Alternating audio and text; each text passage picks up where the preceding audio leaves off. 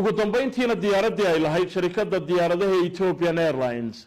waxa ku dhintay dad ka badnaa 150 qof laba qof oo hadaba heedoodu aanay gelin ayaa diyaaradaasi siyaabo kala duwan iyagu uga hadhay diyaaradaasi ayaa labada nin ee ka hadhay mid kamidi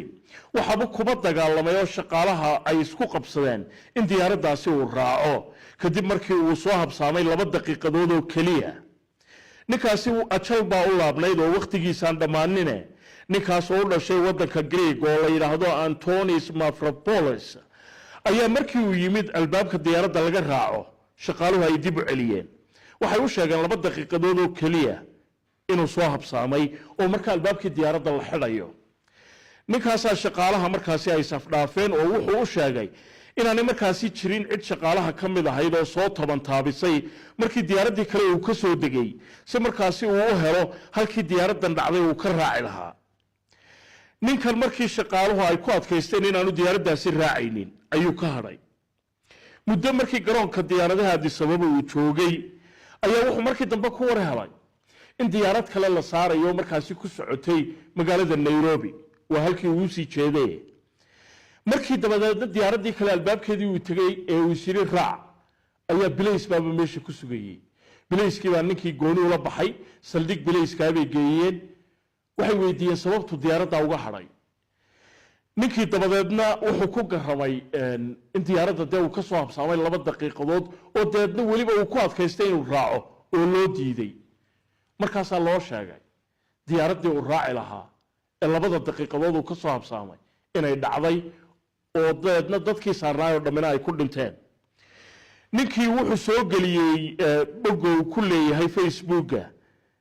inay ahayd maalintiisii nasiibka ama maalin ay ahayd isagu aad iyo aad u ayaan badnaa oo Ilaahay uu ka nabad galiyay shilkaasi maadaama uu diyaaradii dib uga soo dhacay nin kale oo isagu hadaba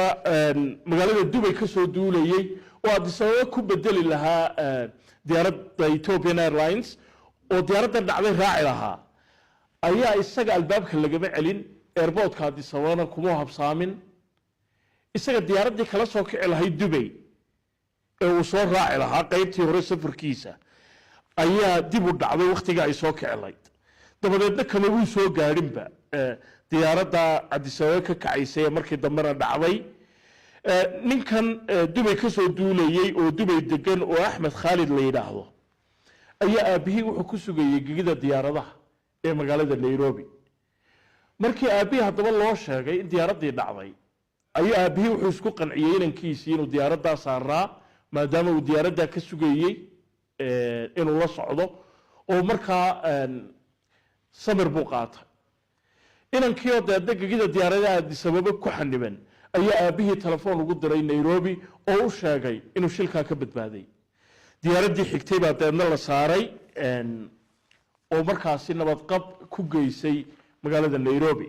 arrimahaas oo dhan waxay noo sheegayaan in qofka marka Ilaahay uu qoray ee ajasiisho arrimahaas oo dhan waxay noo sheegayaan in qofku uu dhimanayo oo marka Ilaahay uu qoray ee waqtigiisu uu dhamaado qodobkaasi ayaa ugu dambeeyay wararkii caalamku ay kala socoteen telefishinka Universal studio iyaga magaalada Hargeysa anigoo Cabdisalaan Hereriya ayaa idin waramayay dhamaantiinba wanaag baan idin rajaynayaa iyo nabadgelyo